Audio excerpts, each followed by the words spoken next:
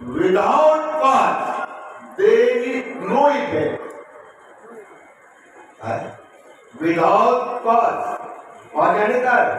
कारणाशिवाय कार्य नाही. घट निर्माण झाला पण त्या घटाला उपादान कारण माती आहे आणि निमित्त कारण कुंभार आहे म्हणून कार्य. त्याच्यापेक्षा सोप्या भाषेत बोलतो.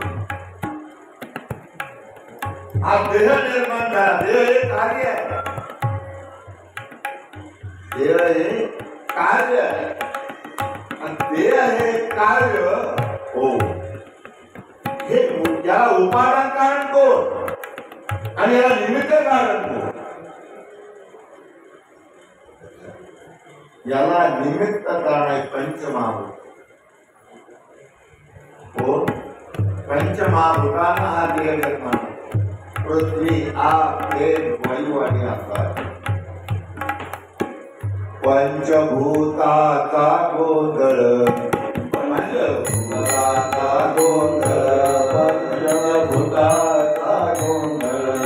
पंचभूताचा गोंधळ. केलाय के ठाई नेर. केलाय के ठाई नेर. केलाय के ठाई नेर.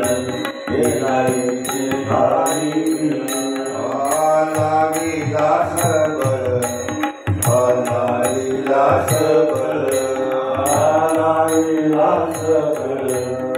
आलाविला सबळ.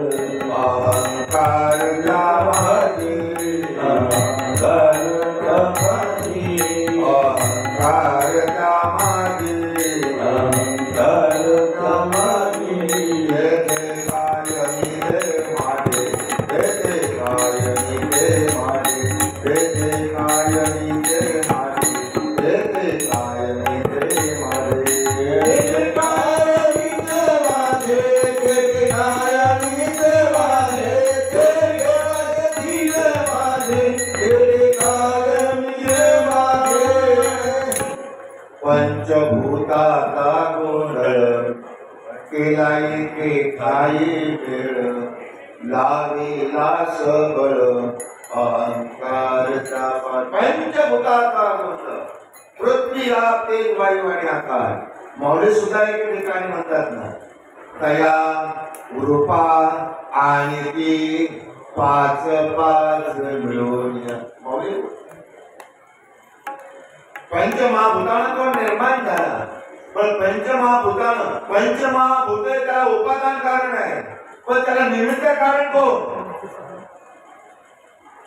कोण आहे त्याला निमित्त कारण? त्याला निमित्त कारण है आई बाप. शुक्र और रज के मिलन के बाद से त्याला आई बाप हे निमित्त कारण आहे. उपादान कारण पंचमहाभूत आहे आणि कार्य आणि देव हे कार्य आहे. याच्यापेक्षा मग सोन्याच्या बाजूला पटकन करा.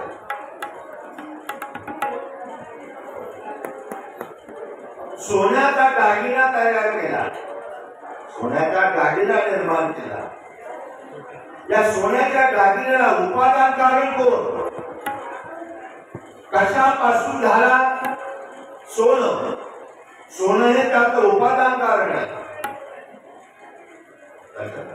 सोनं हे त्याचं उपादान कारण आहे पण त्याला निमित्त कारण कोण? का अपवाद झाला? सोना त्याला निमित्त कारण आहे आणि दागिना हे कार्य आहे. नाही का? कोणतंही कार्य उपादान कारण आहे निमित्त कारणाशिवाय पूर्ण होत नाही. तशी विश्वसृष्टी हे कार्य आहे. मग या विश्वसृष्टीला उपादान कारण कोण आणि निमित्त कारण कोण? कोण? या विश्वसृष्टीला उपादान कारण परब्रह्म आहे. भगवंत म्हणतात की नाही पहिल्या श्लोकामध्ये, अहमेवास्मेवाग्रीणान्यत् यत् सत् असत् परम् पश्चादहं यदेतस्य योगशिष्येत सौम्यम. मी त्या विश्वस्थितीला पाहतो. जे उपादान कारण कोण आहे? परब्रह्म आहे. आणि त्याला निमित्त कारण कोण आहे? ज्या वेळेला ही विश्वसृष्टी निर्माण केली त्यावेळेला कुणीच नव्हतं. पहिले कुठेच नव्हते काही. मग काय होतं? ब्रह्म होत. मग ते ब्रह्मच या विश्वसृष्टीला उपादान कारणही देत आहे आणि निमित्त कारण देत आहे. लक्षात आलं? तर मी काय बोलते कळत मौलिक उदाहरण समोर तुम्हाला. उपादान कारणही देत आहे म्हणून तर तेच परब्रह्म तुमचा आमचा मातावी आहे आणि आई विद्येच आहे.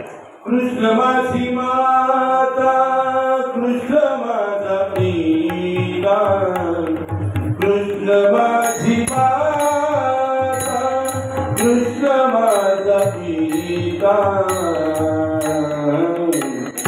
बहीण बंधू चुलता, कृष्ण माझा, कृष्ण माझा, बहीण बंधू चुलता, कृष्ण माझा. कृष्ण माझी माता, कृष्ण माझा पिता, त्वमेव माता च बंधू, त्वमेव माता च पिता, त्वमेव बंधू सखा, त्वमेव सर्वं मम देव. तूच माता आहे, तूच पिता आहे. हे लक्षात घ्या. व्यवहारिक सत्तेमध्ये जर पाहिले तर माता वेगळी आहे, पिता वेगळा आहे. माता वेगळी आहे, पिता वेगळा आहे. मग येथे शरीर कार्य आहे. परंतु इथं मात्र आई तोच आहे, बाप तोच आहे. कारण निमित्त कारणही तोच आहे, उपादान कारणही तोच आहे. लक्षात आलं? आणि हे ज्ञान ब्रह्मदेवानं चतुश्लोकी भागवत ज्ञान भगवान विष्णूने ब्रह्मदेवाला दिलं. हो, लक्षात घ्या. आणि ब्रह्मदेवाला दिलं म्हणून तर या वेळेला प्रथम स्कंदामध्ये आपण सुरुवात केली. त्यावेळेला मंगलाचरण करताना व्यासजी असं म्हणतात, जन्मादर्शयतोन्वरालितरतं चाते स्वराज तेने ब्रह्म हृदयादि कवे मुह्यन्ति सूर्या. तेने ब्रह्माय हृदय आदि कवे. ब्रह्मदेवाला या परमात्म्यानं ते वेदाचं आणि असणाऱ्या या चतुश्लोकी भागवताचं ज्ञान दिलं. गोपाल कृष्ण भगवान की जय. या द्वितीय स्कंदामध्ये भगवंताने अवतार किती घेतले त्या अवताराचं त्या ठिकाणी फरक दिलेला आहे. अवतार काही ठिकाणी 22 सांगितले, काही 24 सांगितले, काही 10 सांगितले. अवतार किती का असाना, परंतु 6 प्रकारामध्ये घेतले. अंश, अंशांशी, अंश, अंशांशी, कला, आवेश, पूर्ण, परिपूर्ण या 6 अवतारांमध्ये घेतलं आणि या ठिकाणी द्वितीय स्कंदाला ठेवलं. गोपाल कृष्ण भगवान की जय. तृतीय स्कंदाला आपण सुरुवात करत आहोत. तृतीय स्कंदामध्ये विदुर आणि मैत्रेयांचा संवाद आलेला आहे आणि तो आपण या ठिकाणी पाहणार आहोत. एक दिवस माने परीक्षित राजाने विचारलं की शोक मुनीजी, असणारे विदुरजी हे पांडवांचे आणि कौरवांचे आदेश आहे. पण असणाऱ्या विदुरजींना मोठं असं मंत्रिपद, महामंत्री आहेत ते असणाऱ्या मंत्रिमंडळामध्ये, कॅबिनेट मंत्री आहे. परंतु एवढंही असताना ते आदेश होते, कॅबिनेट मंत्री होते, तरी सुद्धा या दुर्योधनानं विदुराला आपल्या राज्यातून का हाकून दिलं त्याचा विस्तार पूर्वक तुम्ही आम्हाला त्यावेळेला विदोड असणारे शोकमुनी सांगतात की हे राजा, 14 वर्षाचा 12 वर्षाचा वनवास आणि 13 वर्षाचा अज्ञानवास पांडवांनी उपभोगून ते हस्तिनापूर मध्ये आले आणि हस्तिनापूर मध्ये आल्यानंतर विदुराने सांगितलं धृतराष्ट्राला की राजे, पांडवांचं राज्य आता पांडवांना तुम्ही घेऊन जा. परंतु या धृतराष्ट्रानं मात्र पांडवाला राज्य दिलं नाही. पांडवांना राज्य दिलं नाही. उलट त्यांना मारण्याकरता तो प्रयत्न करू लाक्षागृहामध्ये जाण्याचा प्रयत्न केला. वाईट कारस्थान तो करू लागला, पण राज्य मात्र दिलं. भगवंताने शिष्टाई केली, त्याचाही काही उपयोग झाला.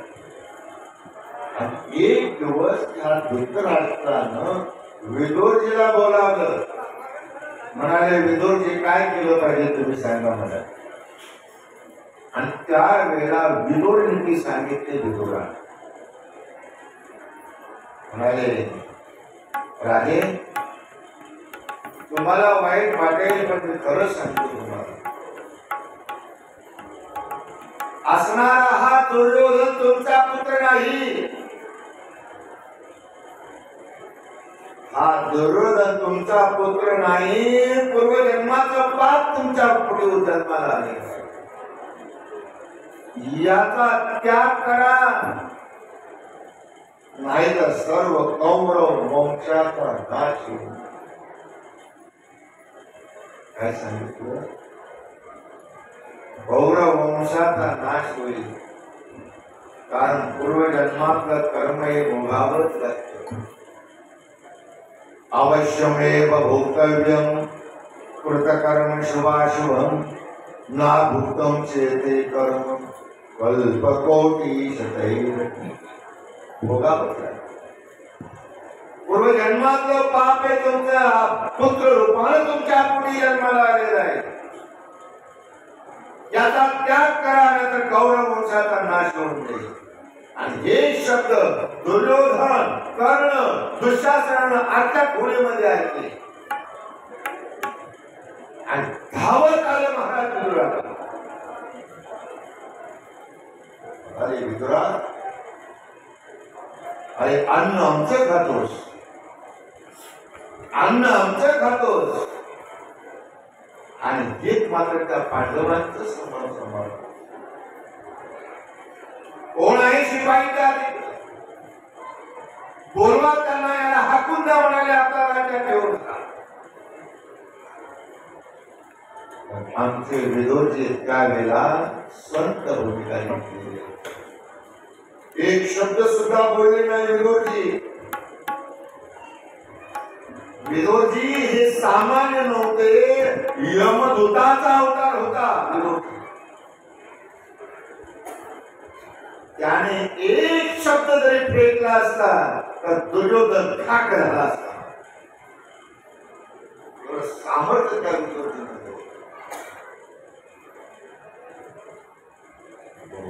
आमचे विदुरजी आज संत भूमिकेमध्ये आहे. एक शब्द सुद्धा बोलले नाही. आणि योगी तोच असतो महाराज. योगी पावन बनाता, योगी पावन बनाता. समय शत्रोज मित्रे तथा मानापमानयो शीतोष्ण सुख दुःखेषु समसंग विवर्जिताः अद्वेष्टा सर्वभूतानां मैत्र करुणैव च. समशत्रू मित्र, शत्रु मित्र, मान अपमान. आणि विदुरजींनी ठरवलं की प्रारब्धेची जोडे धन, प्रारब्धेची वाढे मान. मान सन्मान हा प्रारब्धात येणे, प्रारब्धावर ते सोडून दिलं महाराज. आणि असणारे विदुरजी हस्तिनापूर मध्ये आले आणि सुलभाला बरोबर घेतलं पत्नीला आणि अरण्याचा रस्ता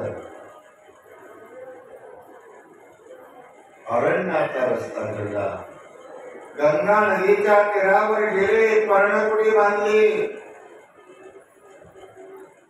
जेव्हा धृतराष्ट्राला कळालं की विदुरजी निघून गेले, धान्याची एक बैलगाडी भरून विदुरजीला पाठवली महाराज, पण त्याचा स्वीकार केला नाही. पाठवली एक पर्णकुटी बांधली आणि त्या पर्णकुटीमध्ये सतत भगवंताचं नामस्मरण करा. रोज गंगेवर जावं, स्नान करावं, येताना झाडाचा पाला ओरमळत आणावा आणि एखाद्या भांड्यामध्ये शिजवायला ठेवावं आणि तेच खावं. मला एवढा मोठा त्याग, त्यागात देव आहे आणि भोगात रोग आहे. त्यागात 12 वर्ष अशी तपश्चर्या केली विदुरजीने. 12 वर्ष थांबले नाही तिथं महाराज. जाताना एक केलं, राजवाड्याच्या दरवाजावर गेले विदुरजी आणि काठीमध्ये असणारं धनुष्य काढलं आणि त्या दरवाजावर ठेवलं. जणू विदुरजींनी संकेत दिलेला होता कौरवांना. मोठाच्या कृतीमध्ये मोठा अर्थ असतो. ज्या वेळेला रामप्रभू 14 वर्षाचा वनवास संपून जेव्हा अयोध्येला येतात, तेव्हा अयोध्यावासी आणि वशिष्ठ ऋषी तिकडनं येतात आणि इकडनं रामप्रभू आणि विमानात बसलेले 14 जण असतात. इकडनं वशिष्ठ ऋषी येताना दिसले आणि समोर वशिष्ठ ऋषीच्या समोर गेले आणि काठीतलं धनुष्य काढलं, खाली ठेवलं आणि शास्त्राला वंदन केलं. मोठाच्या कृतीमध्ये मोठा अर्थ असतो. तेव्हा वशिष्ठ विचारतात, राघव हे काय करतात? धनुष्यबाण खाली ठेवलं आणि शास्त्राला नमस्कार करतात. हो म्हणाले गुरुजी, आजपर्यंत दुष्टाचा संहार करण्याकरता मी शस्त्र वापरलं, आजपासून मला राज्य चालवायचंय. राज्य चालवताना शस्त्र नाही, शास्त्राची आवश्यकता. संरक्षणाकरता शस्त्र आणि राज्य चालवण्याकरता शास्त्र लागते, म्हणून शास्त्राला तसं असणाऱ्या धृतराष्ट्रानं, असणाऱ्या विदुरजीनं दरवाजावर ते असणार धनुष्यबाण ठेवलं आणि संकेत केला कौरवांना. कौरवांनो,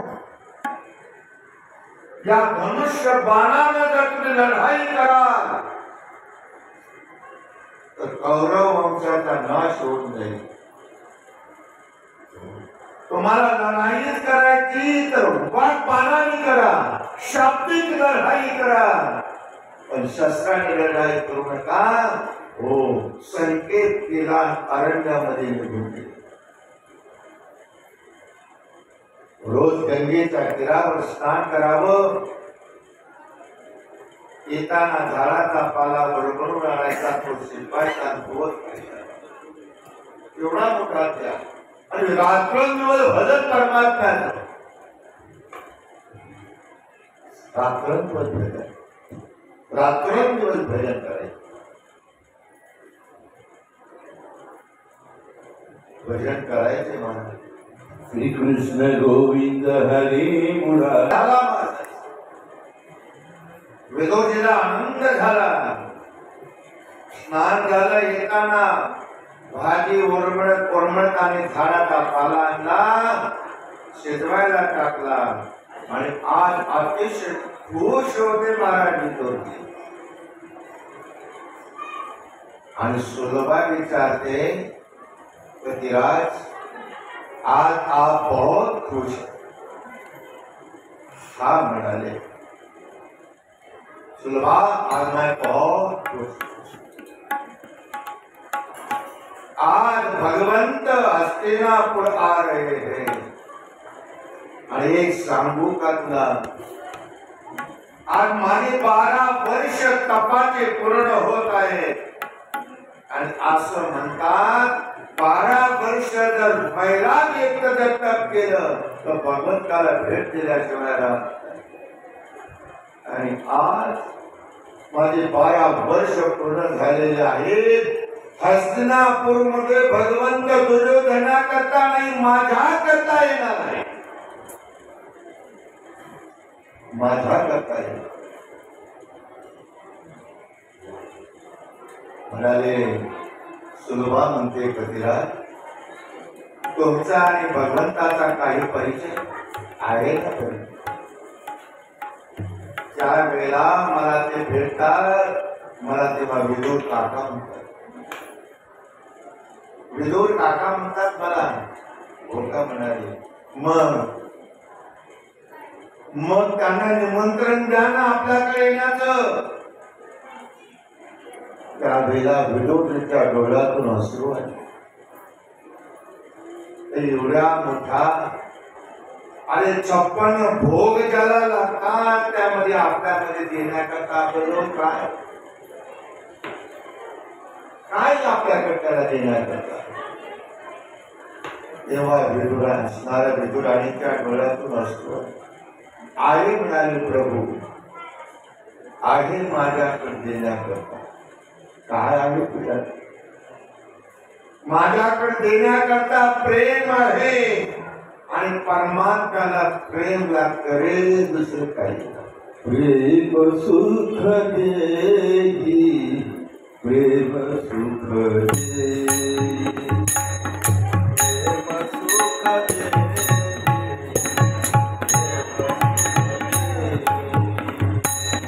प्रेम सुख देगी. आमच्या विदुरजीला तो संकेत कळाला नाही. संकेत कळाला नाही. विदुरजी त्या ठिकाणावर आले आणि झोपेमध्ये येऊन नामस्मरण करत. विदुरजी विदुराणी दोघंही नामस्मरण करायला लागले. इकडं भगवंत हस्तिनापूर मध्ये. आज त्या दुर्योधनानं सर्व असणारे हस्तिनापूर सजवलं होतं महाराज. का?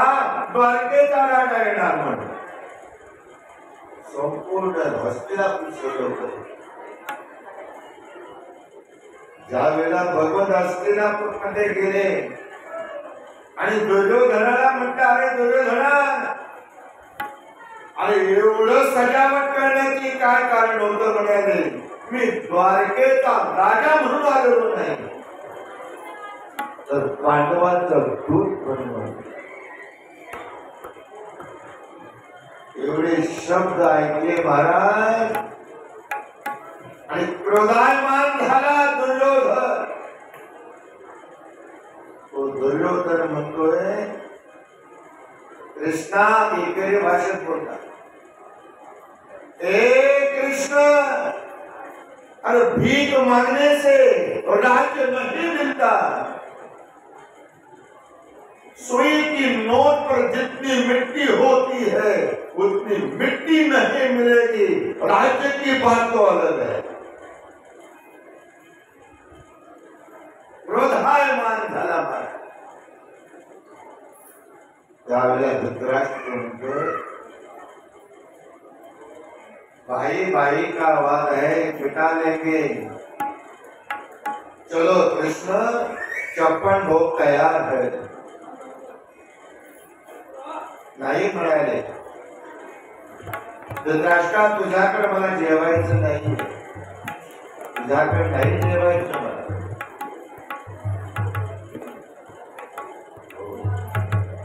त्या ठिकाणी द्रोणाचार्य बसलेले होते, ब्राह्मण होते. आणि द्रोणाचार्य म्हणतात ते प्रभू मग माझ्याकडे देवाला चला, जेवायची वेळ झालेली आहे. नाही म्हणाले, तुझ्याकडे येणार नाही. मग कुठं जाणार? उद्धवा चलो, विदुरा के घर चलो. उद्धवा चल विदुरा घर जावे. भजन चाललेलं होतं आणि भगवंत बाहेर विचार करतात, या बाबाचं आता भजन कधी आटपतोय, मला बहुत भूक लगी आहे.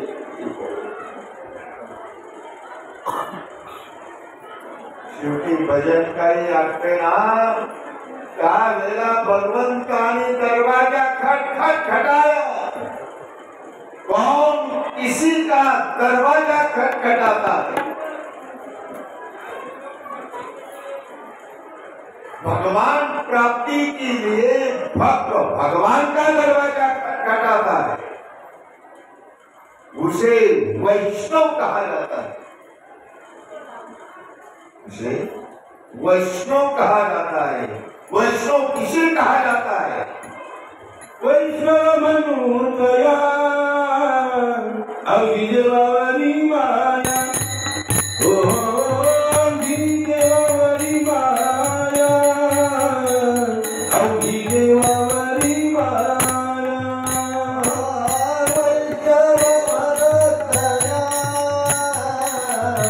अविदेवावरी माया.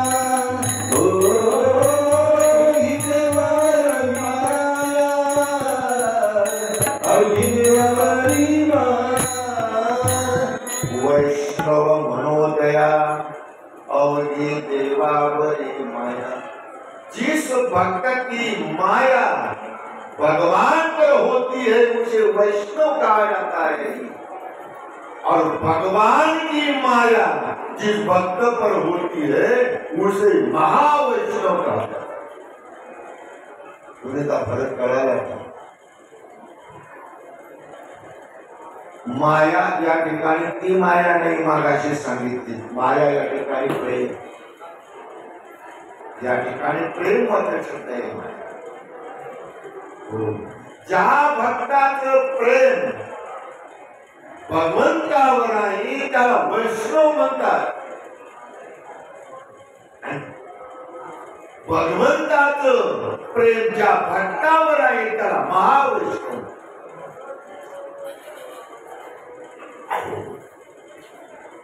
भक्त भगवान का दरवाजा भगवान प्राप्ति के लिए खटखटाता है, उसे वैष्णव कहा जाता है. लेकिन भगवान जिसका दरवाजा खटखटाता है वो महावैष्णव. आमचे विदुरजी महावैष्णव आहेत. महावैष्णव दरवाजाचा आवाज विदुरजीला आला आणि विदुरजी त्या ठिकाणी उठून दरवाजापाशी आले. दरवाजा उघडला आणि इतकं सुंदर रूप त्या परमात्म्याचं दिसलं.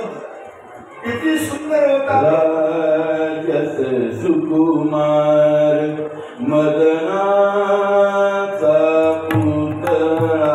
राजस सुकुमार मदनाचा पुतळा. राजस कुमार मदनाचा पुतळा. राजस कुमार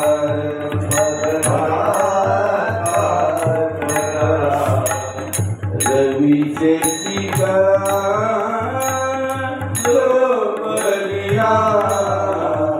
कुमार मदनाचा पुतळा. सुंदर रूप झालं. ते बाण हरपून गेलं. भगवंत आत आले. त्याला कृष्ण भान झाले. भगवान आत आले हे आणि त्याने आपलं गर्भासन घेतलं, त्यांनीच टाकलं, त्याच्यावरती बसले आणि विदुरजीला म्हणले लागले, विदुरजी मुझे बहुत भूख लगी,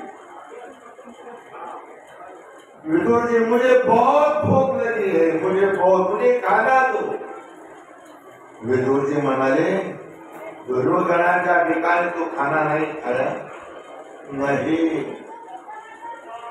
विदुरजी, जहां मेरा भक्त नहीं खाता वो मैं भी नहीं खाता, वहां मैं माझा ज्या ठिकाणी माझा भक्त जेवत नाही त्या ठिकाणी मी सुद्धा जेवत नाही, मुझे बहुत भूक लगी, मुझे खाना दो। त्यावेळेला काय होतं विदुरजी जवळ? भगवंतानं त्या असणाऱ्या भांड्यामध्ये ती झाडानं ओरमडलेली भाजी होती, पाला होता, ते घेतला आणि मोठमोठा खाऊन आणि प्रभूच्या डोळ्यातून अश्रू आले। प्रभू, विदुरजी विचार कर, प्रभु आपने आंखों में आंसू? हाँ विदुर जी, मुझे मेरी यशोदा मैया की याद आई, ऐसा प्रेम भरा खाना वो मुझे खिलाती थी, मुझे मैया की याद आई, इसलिए आंखों में पानी।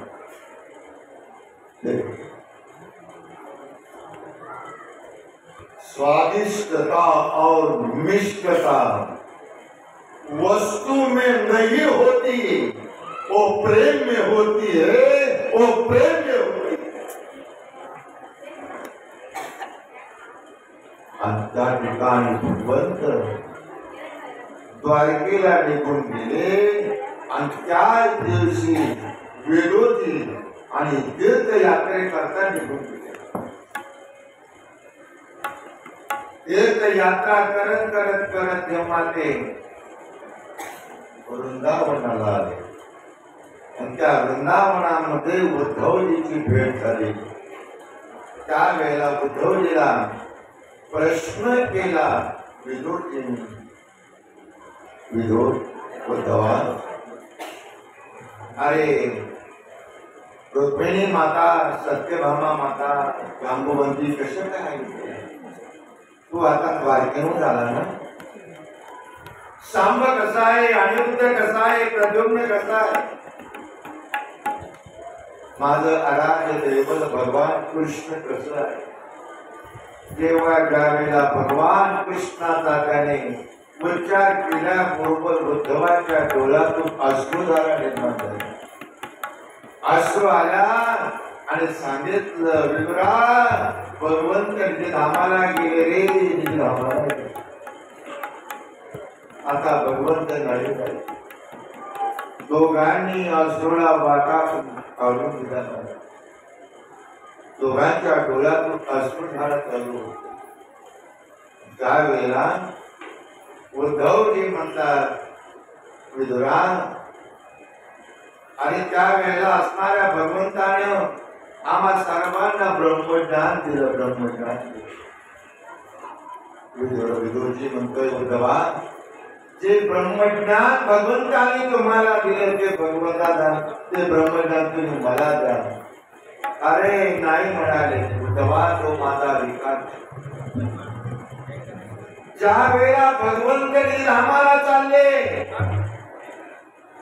त्यावेळेला सत्यभामेची आठवण नाही केली, रुक्मिणीची आठवण केली नाही। विदुरा, 3 वेळा तुझी आठवण केली रे, मुझे मेरा विदुर नहीं मिला, मेरा विदुर नहीं मिला, मेरा विदुर नहीं मिला, 3 वेळा केली।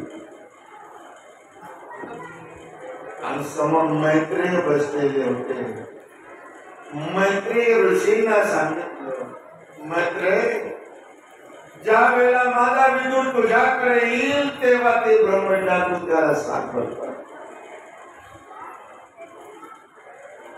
उद्धव म्हणतो, तो अधिकार माझा नाही, तो मैत्रेय ऋषीकडे जा, ते ब्रह्मज्ञान तुला त्या ठिकाणी करतो। आणि इकडं उद्धवजी बद्रिकाश्रमामध्ये निघून गेले आणि इकडं विदुर मैत्रेयांच्या आश्रमामध्ये गेले आणि मैत्रेयांच्या आश्रमामध्ये गेल्यानंतर मैत्रिणी समोर पाहिल्यावर विदुरजी दिसले. महाराज, या विदुरजी, आपण यमधर्माचे अवतार. आणि त्या ठिकाणी गेल्यानंतर गुरु शिष्य मैत्रेय आणि विदुरजी यांचा संवाद पुढे चालू झालेला. त्यावेळेला विदुरजींनी 2 प्रश्न केले मैत्रेयीला. मैत्रेयी, या विश्वसृष्टीची रचना कशी झाली हा पहिला प्रश्न केला. दुसरा प्रश्न केला की या जगतामध्ये प्रत्येकाला सुख हवं आहे, स्वतःला दुःख का होतं. 2 प्रश्न केले आणि त्यापैकी पहिला प्रश्न आपण पाहू, या विश्वसृष्टीची रचना केली. विश्वसृष्टी मागाशीच आपण प्रमाण पाहिलं, पहिले कुठेच नव्हते राहिले. मग त्यावेळेला भगवान विष्णूच्या नाभी कमलातून ब्रह्मदेवाची उत्पत्ती झाली आणि ब्रह्मदेवानं ही विश्वसृष्टी निर्माण करायला सुरुवात केली. आता पहिला भाग सुरुवात सांगितलेला आहे आणि कोणता मंत्र जपला वगैरे काय. मग तेव्हा विश्वसृष्टीचं ज्ञान त्याला केव्हा झालं, जेव्हा त्यानं 1000 वर्ष तप केलं, तेव्हा त्या विश्वसृष्टी करण्याची त्याला योग्यता आली. मग त्यावेळेला ब्रह्मदेवानं प्रथम या विश्वसृष्टीमध्ये सनातन आणि सनत कुमार 4 मुलं निर्माण केली आणि त्यांना सांगितलं की तुम्ही आता या विश्वसृष्टीचं सर्जन करा. विश्वसृष्टीचं सर्जन करायला म्हणाले. ते मुलं 6 वर्षाची होती. मग त्यांनी सांगितलं की पप्पा, आम्ही इथं विश्व निर्मिती करण्याकरता आम्हाला परब्रह्माची प्राप्ती करून घे. आणि ब्रह्मदेवाला राग आला, मुलं माझी हत्या निर्माण झाली म्हणून माझी ऐकत नाही, म्हणून एवढा क्रोध निर्माण झाला. त्या क्रोधातून असणाऱ्या दोन्ही भुरगुटीच्या मधून एक मुलाचा जन्म झाला आणि तो रडत रडत बाहेर आला. त्याचं नाव रुद्र.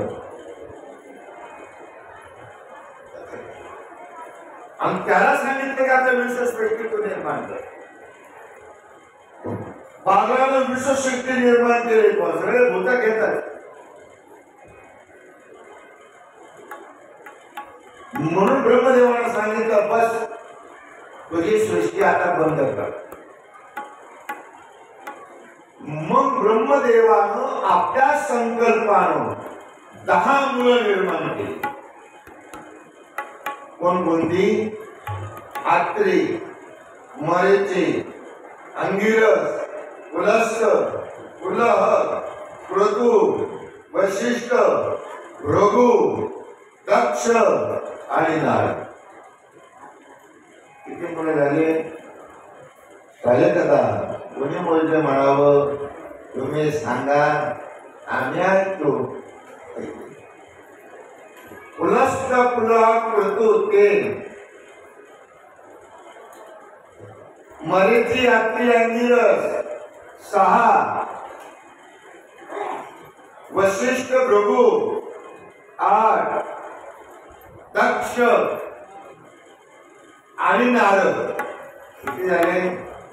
झाले का? गोपाल कृष्ण भगवान की जय. आणि 1 मुलगी झाली.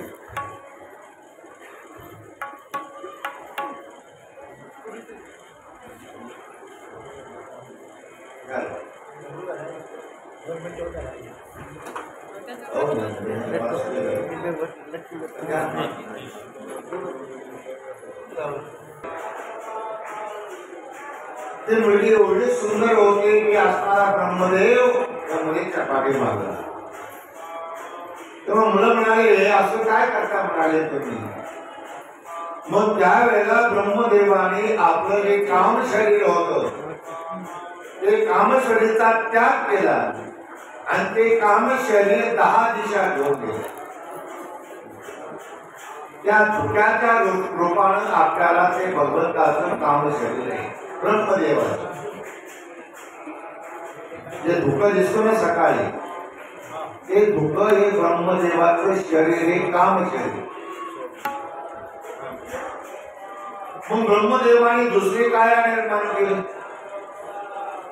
ब्रह्मदेवाने काया निर्माण केल्याने ब्रह्मदेवानं उजव्या भागापासून एक स्त्री आणि डाव्या भागापासून एक पुरुष निर्माण केला. त्याचे नाव आहेत मनु आणि शतरूपा. आणि मनु आणि शतरूपाला सांगितलं ते तुम्ही आता या सृष्टीचं सर्जन. आतापर्यंत विश्वसृष्टी जी निर्माण होत होती ती संकल्पातून निर्माण व्हायची. मनु आणि शतरूपा निर्माण झाल्यापासून संभोगातून असणारी विश्वसृष्टी निर्माण होते. मग त्यामुळे मनु आणि शतरूपा म्हणाले की आम्हाला विश्वसृष्टी निर्माण करायची, पण करायची प्रसन्न जन्म आहे.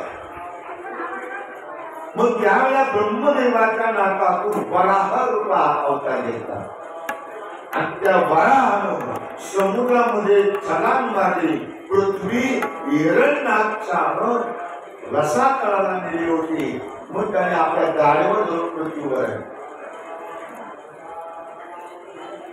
आणि मग सांगितलं की तुम्ही आता या ठिकाणी सर्जन करा. मग त्यावेळेला मनु आणि शतरूपापासून 2 मुलं आणि 3 मुली झाली.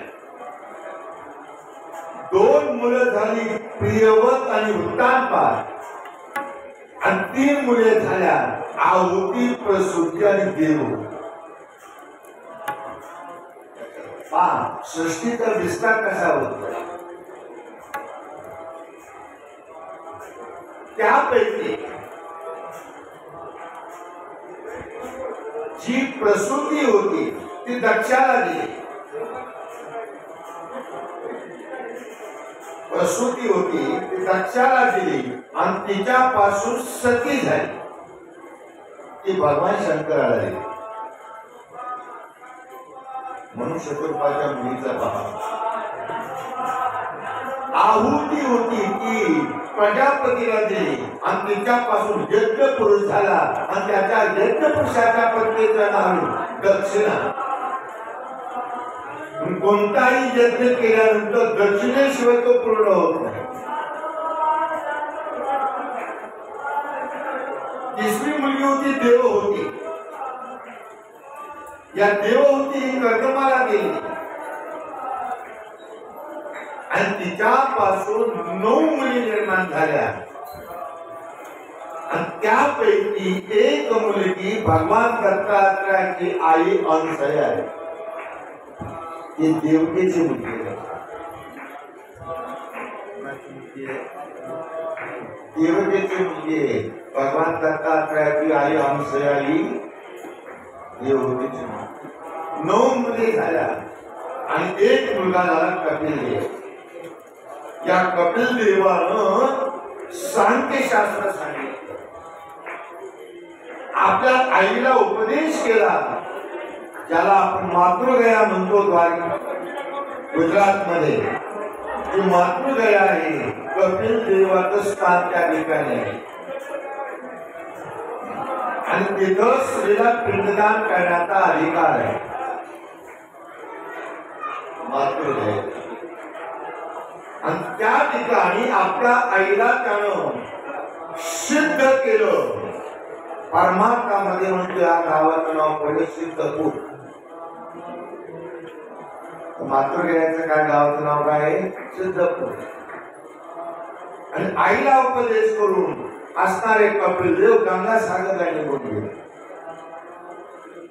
आणि असणारी आहूत जी ही होती देव होती ती नदी रूपानं वाहू लागली.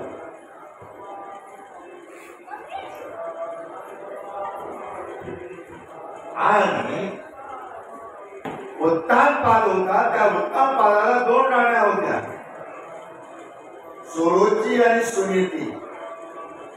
सुनीतीला ध्रुव, सुरुचीला उत्तम.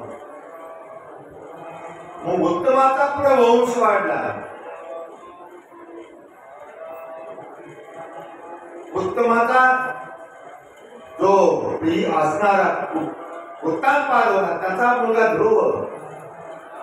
ध्रुवाचा वेण, वेणाचा पृथू असा विस्तार वाढत.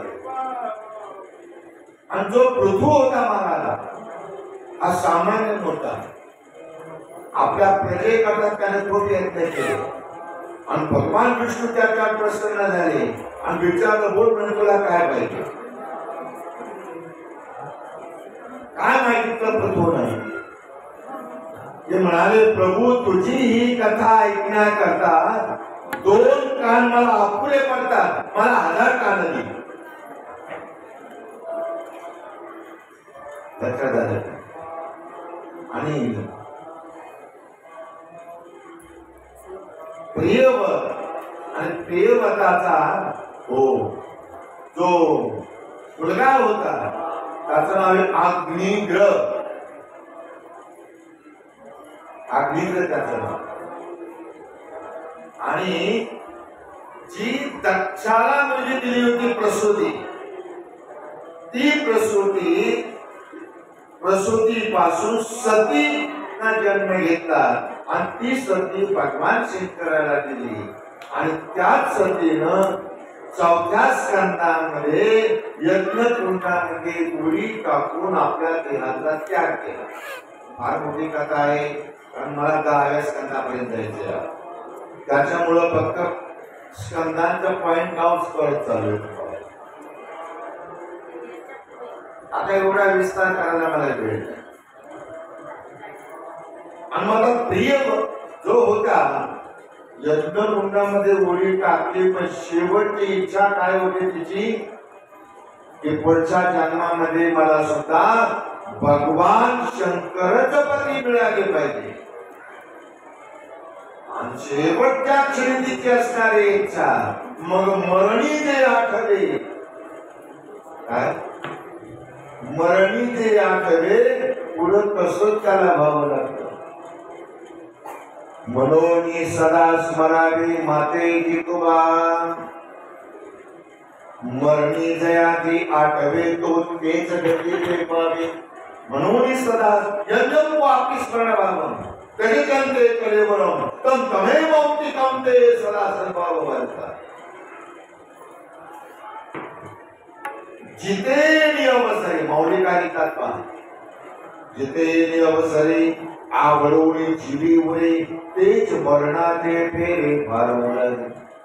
शेवटच्या क्षणी ज्या अंत, हे लक्षात घ्या, शेवटच्या क्षणी आपल्या ज्याची आयुष्यभर आवड निर्माण होते तीच आवड अंतकाळाच्या वेळेला चित्तात निर्माण होते.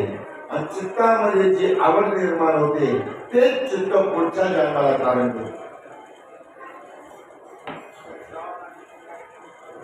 शेवटच्या क्षणी भगवान शंकराची मला प्राप्ती झाली पाहिजे पुन्हा, म्हणून तीच गेलेली सती पुन्हा हिमालयाच्या पोटी पार्वतीच्या रूपानं प्रगट आहे आणि भगवान शंकराबरोबर व्यवहार.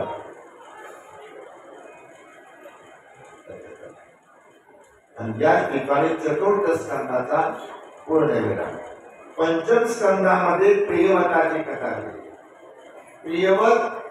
प्रियवताचा मुलगा अग्निग्रह, अग्निग्रहचा मुलगा नाभीच्या पत्नीचं नाव मरुदेवी आणि त्यांना एक मुलगा झाला त्याचं नाव आहे ऋषभदेव. हा ऋषभदेव आहे अतिशय पराक्रमी. आणि या ऋषभदेवाचं लग्न इंद्राची मुलगी जी जयंती आहे त्या जयंती बरोबर झालं. आणि त्यांना त्या जयंती पासून 100 मुलं झाली. आणि थोरल्या मुलाचं नाव आहे भरत. या ऋषभदेवानं एक मुलगा गादीवर बसवला आणि 99 मुलाला परमार्थाची गरज दिली, अरण्यामध्ये पाठवलं. मुलांना सांगितलं, हा देह नाशिवंत मलमूत्रा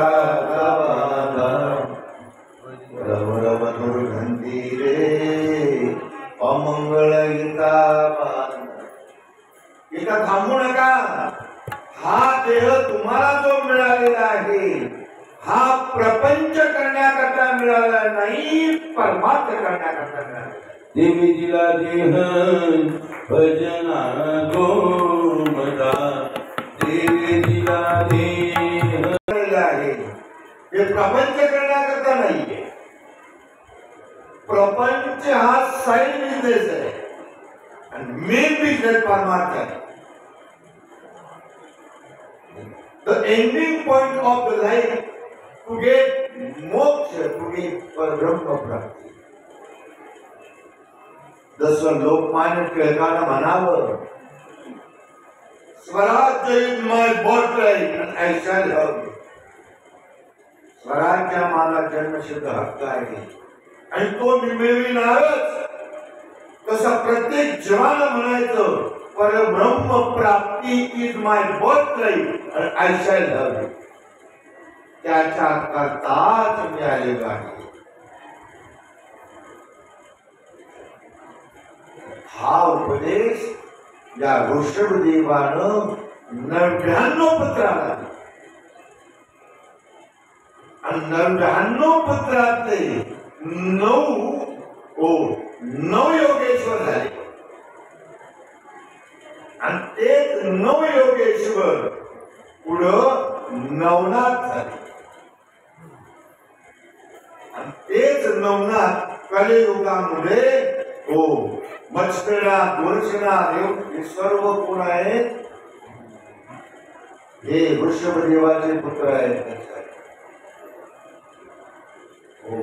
आणि संत रूपाने या ठिकाणी प्रगट झाले आणि समाजाला प्रबोधन केले. आणि एक मुलगा जो होता जगभरत, त्याला गादीवर बसवलं म्हणतात आणि गादीवर बसवलं. हा जगभरत त्याने एका सांग राज्य केलं आणि राज्य केल्यानंतर शेवटी वानप्रस्थ आश्रम लागला की ते राजे अरण्यामध्ये निघून गेले. काही कमी नव्हतं जगभरत राजाला, सार्वभौम राजा होता जगभरत राजा. 18 भाग वनस्पती फळे फुले वरती, ज्या घरी तुलसिया राज्य राजीव संपत्ती. काय कमी होत? त्या राज्यामध्ये सर्व काही विपुलता आहे, पण राजाने त्याग केला, भगवंताच्या प्राप्ती करता अरण्यामध्ये गेला, मुलांना स्वाधीन केलं आणि अरण्यामध्ये गेल्यानंतर पर्णकुटी बांधली आणि पर्णकुटी बांधून त्या ठिकाणी ध्यान धारणा करायला लागला.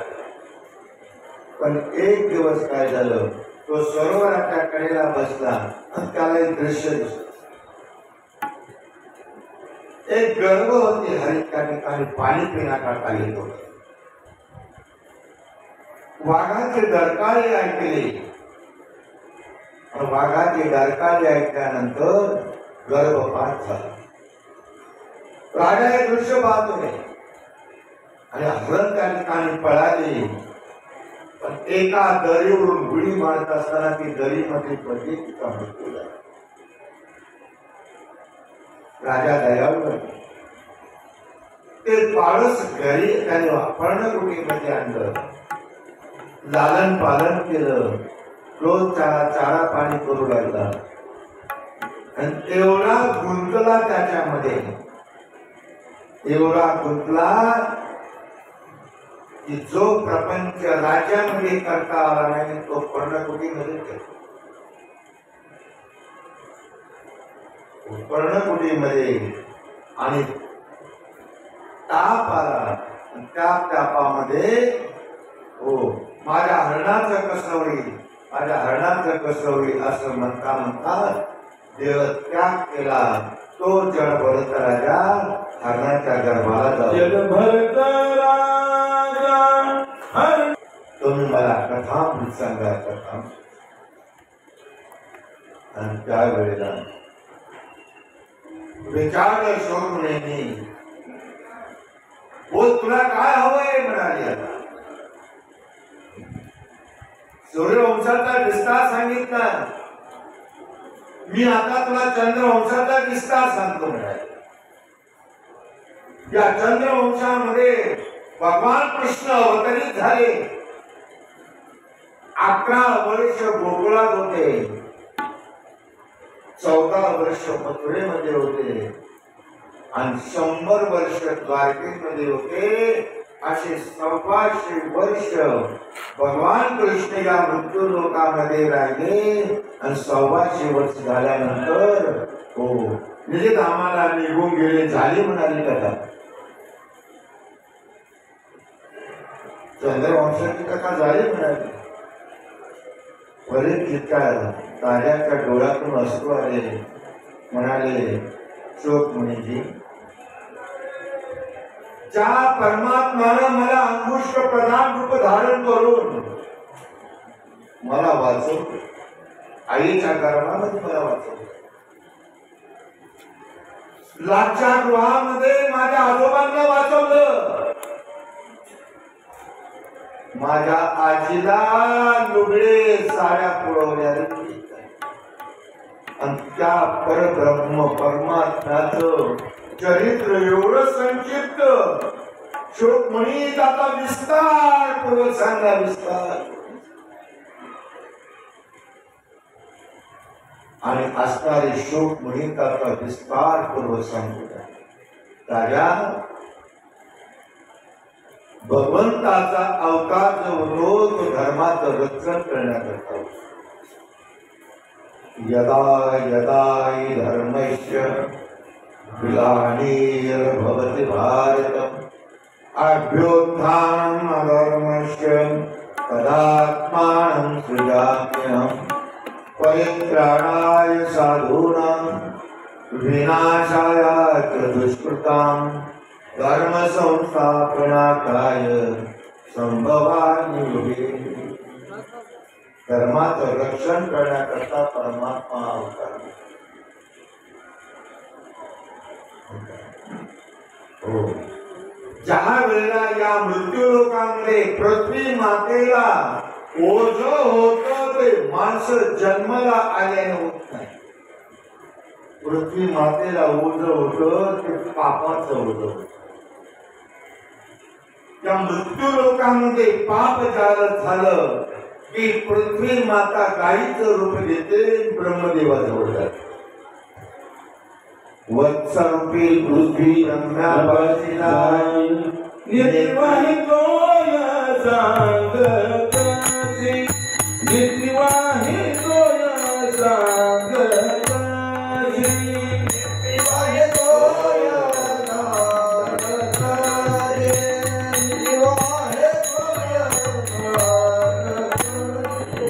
निर्वाहितोय सांगत. डोळ्यातून अश्रू राहून ती सांगत होती, बुडविला धर्म, हा धर्म झाला भार, सोसवेना भार मला हा भार हो. त्यावेळेला ब्रह्मदेवाकडे गेले आणि ब्रह्मदेव आणि अशी पृथ्वी मातेना त्या परमात्म्याची आराधना केली. पुरुष सुक्तानं स्तुती केली. ओम नारायण विद्महे वासुदेवाय धीमहि तन्नो विष्णु. आराधना केली. भगवंत प्रसन्न झाले आणि सांगितलं, हे पृथ्वी माते ब्रह्मदेवा, काळजी करू नकोस. आकाशवाणी झाली. आकाशाची वाणी सांगे सकळा,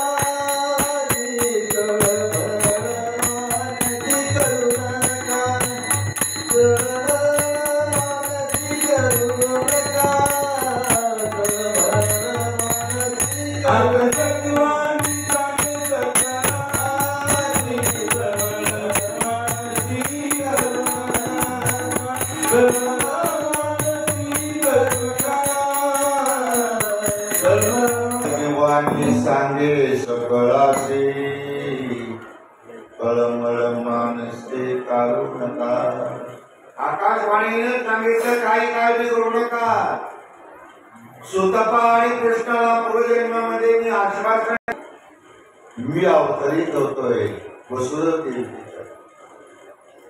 मग त्यावेळी शेषशाही भगवंताकडे जातात. भगवान शेषाप्रती बोले रुक्मिणीचा वर चला अवतार घेऊ आता. त्यावेळेला शेषशाही भगवंताकडे जातात. भगवान विष्णू म्हणाले आपण आपला अवतार घेऊ. म्हणाले कुठं माझ्या बरोबर अवतार घेत. म्हणा तुमच्या बरोबर तर अजिबात अवतार घेणार.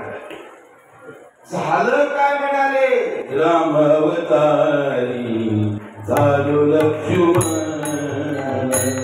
राम अवतार मी लहान होतो. मग शेषशाही भगवंत म्हणाले हा मग येतो तुमच्याबरोबर. मागच्या जन्माची सगळी कसरत काढून घेतो म्हणाले. येतो म्हणाले तुमच्याबरोबर. आणि इकडं कंसाने आपल्या बहिणीचा थाटामाटामध्ये विवाह केलेला आहे मला. हो वसुदेवकी ही वसुदेवाची चुलत बहीण आहे. ही देवकाची देवकी आणि उग्रसेन हा चुलत बंधू आहे. पण एवढं प्रेम एवढा मोठा त्याने लग्न केलं महाराज. हो 100 रथ सोन्याचे दिले. सप्रेम भेट